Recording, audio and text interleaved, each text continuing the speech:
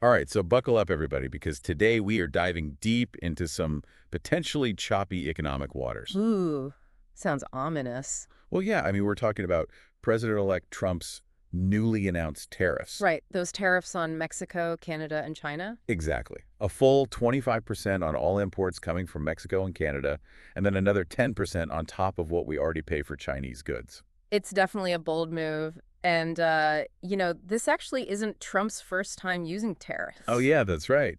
He implemented tariffs during his first term, too. Yeah, so in a way, this is kind of like a familiar page from his playbook. Makes you wonder if we should be expecting some deja vu then. Yeah, maybe hold on to your wallets because this time around, economists are saying that the average U.S. household could end up paying an extra $2,600 a year. Wait, $2,600 more? That's what the Peterson Institute for International Economics is estimating, yeah. Wow, so much for that post-election economic boost. Yeah. But so, like, what's the strategy here, Well, Trump is saying it's all about curbing drug trafficking and illegal immigration. right?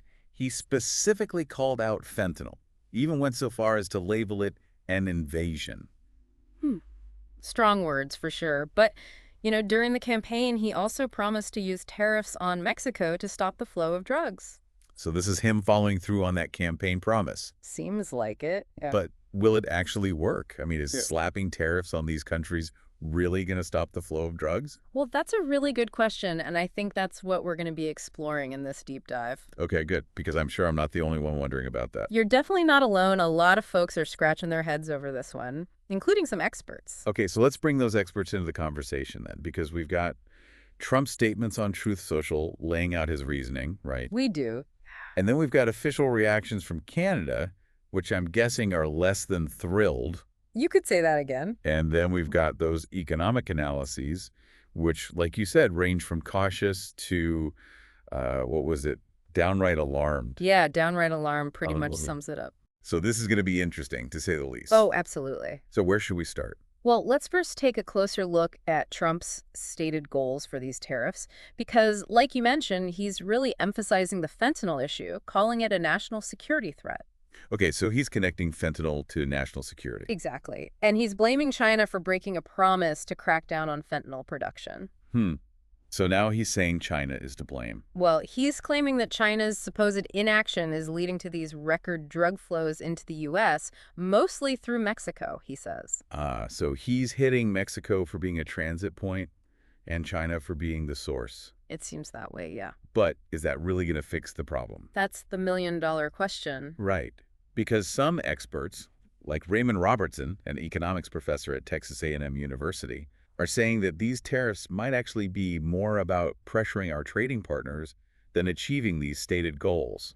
That's an interesting perspective. It is, right. Like maybe it's more about strong-arming Mexico and Canada on border security and getting China back to the negotiating table. Yeah, it could be seen as a power play, for sure. And Robertson actually calls it the same play from Trump's first term.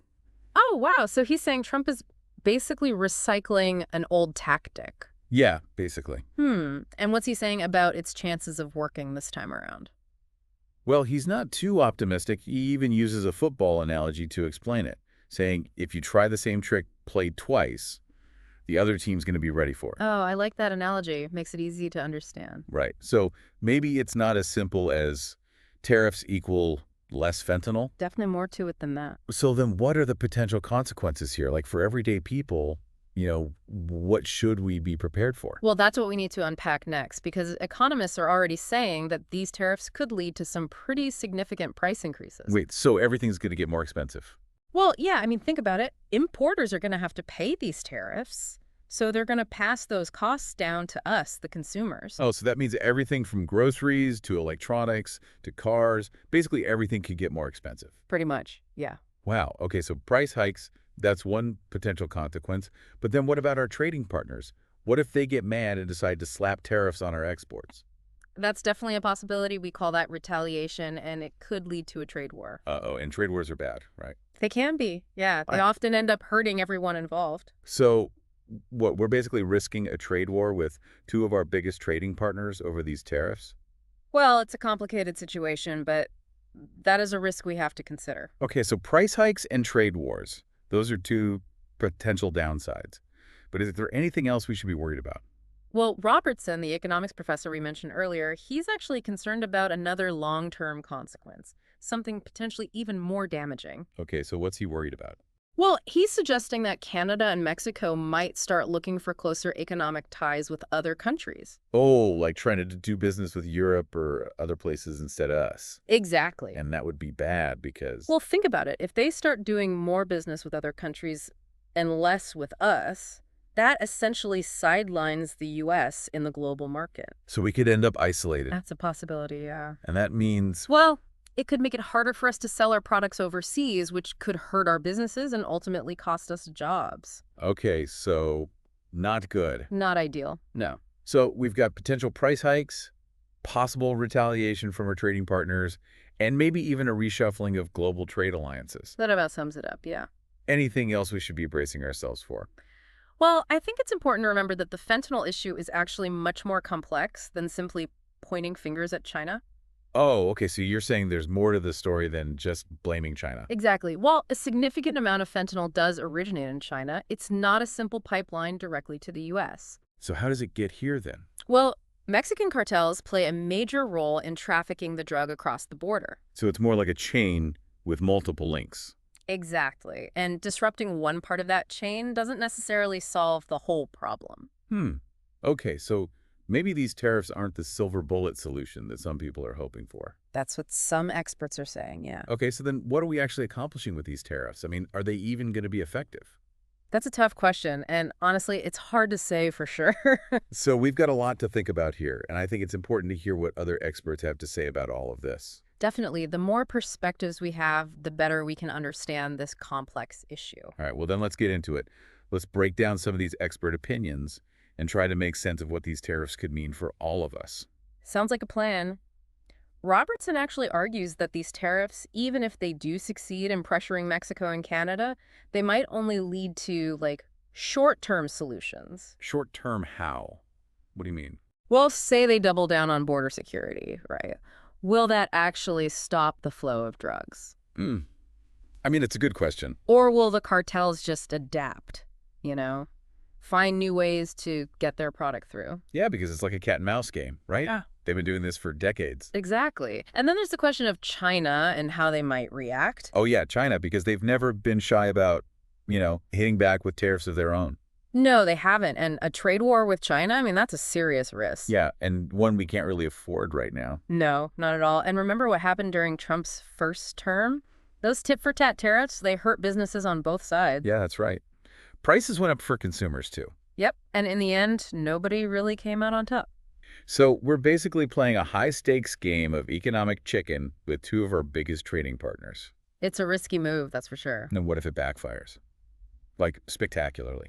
Well, if these tariffs don't work and they trigger a trade war, and then on top of that, we alienate our allies, I mean, we could end up really hurting American businesses and consumers. Oh, wow. So it's like a lose-lose situation. Potentially, yeah. Imagine American goods getting hit with tariffs in other countries. Oh, so our stuff becomes more expensive overseas. Right, which makes them less competitive, and then that could hurt our export industries, and that could even lead to, job losses here at home. Okay, so that's bad. Definitely not a good outcome. And then if our trading partners start looking for other countries to do business with, then that reduces our influence on the global stage even more, right? Exactly. It's like we're voluntarily giving up our seat at the table. Yeah, not a good look. Not at all. And the irony is, right, we're trying to protect American interests with these tariffs. But we might actually end up hurting them. Yeah, in the long run, that's the concern.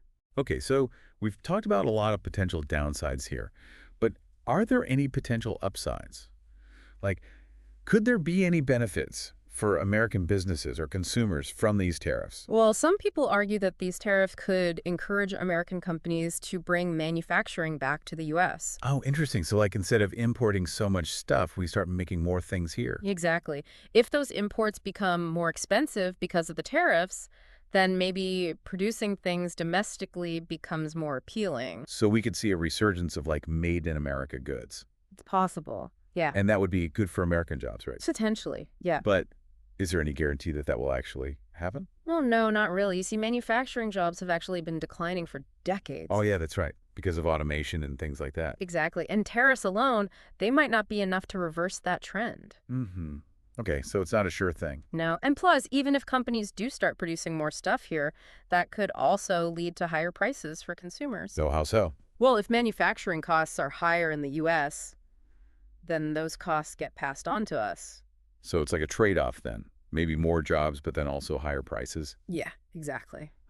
It's a tough situation for sure. It is, and remember, the global economy is all interconnected. Yeah, so if we disrupt those connections with tariffs, who knows what will happen?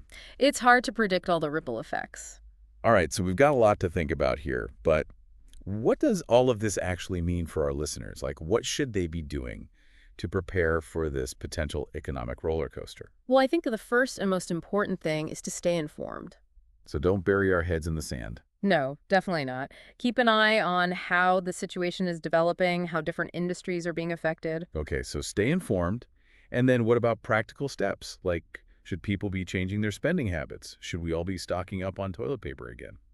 Well, I'm not sure about the toilet paper, but it's definitely wise to be mindful of potential price increases. So maybe hold off on any big purchases. Yeah, if you can, and maybe start looking for more affordable alternatives. Okay, so watch our spending and stay informed. Anything else? Well, supporting local businesses is always a good idea, but it's even more important now. Because they get hit the hardest. Often, yeah. So choosing to spend your money locally can really make a difference. So we're talking farmers markets, local shops, that kind of thing. Exactly. Good to know. And remember, it's not just about economics, it's about community, about supporting the people around you. Oh, that's a great point. Yeah, and another thing we can all do is just engage in thoughtful conversations about these issues. Oh, like talk to our friends and family about what's going on. Exactly. Don't be afraid to ask questions, challenge assumptions, really try to understand what's happening. Because the more we understand, the better decisions we can make, right? Exactly. And who knows, maybe those conversations will even lead to some creative solutions, some new ideas that can help us navigate these challenging times. Okay, so we've talked about the potential consequences of these tariffs, both the good and the bad. But at the end of the day, are they actually going to work? Like, will they achieve the goals that Trump has laid out? Yeah, that's the question, isn't it? Are these tariffs going to work? Tough to say, for sure, to be honest with you. I mean, we've heard so many different takes. Yeah, people saying it's a power play. Trying to force Mexico and Canada's hand. A repeat of his old tricks, maybe not the best way to tackle the fentanyl problem. So are we going to come out on top here, or is this all going to blow up in our faces? Economics and geopolitics, they're all tangled up together. It's messy. Yeah, and trying to predict what's going to happen with a policy shift this big, it's almost like trying to predict the weather weeks out. So many factors, so many things could change. Exactly. Way too many variables to say for sure. All right, well then, what should we be looking for? What are the signs that things are going well? Or, totally tanking? I'd say keep a close eye on how Mexico and Canada react. Okay, so how they respond, what they do next. If they hit back with tariffs of their own, that's a pretty clear sign that things are going south. Yeah, not good. But if they're open to negotiations, if they seem willing to work with us, that's maybe a more hopeful sign. Okay, so their willingness to cooperate. Definitely. And then there's China, of course. Yeah, China, they've never been shy about pushing back against U.S. trade policies before. Right. China's reaction is going to be huge. What do you think they'll do? Well, if they ramp things up, if they hit us with even more tariffs. You could be looking at a trade war. A full-blown trade war, yeah. And nobody wins in a trade war. Right. Really, no, everybody gets hurt in the end, especially the global economy. So lots to watch for internationally. Absolutely. But we also need to keep an eye on what's happening here at home.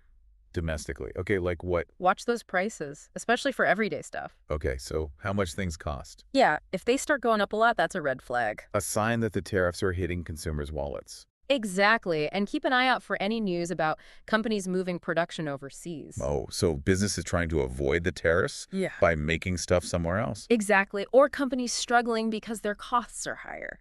So it's all connected.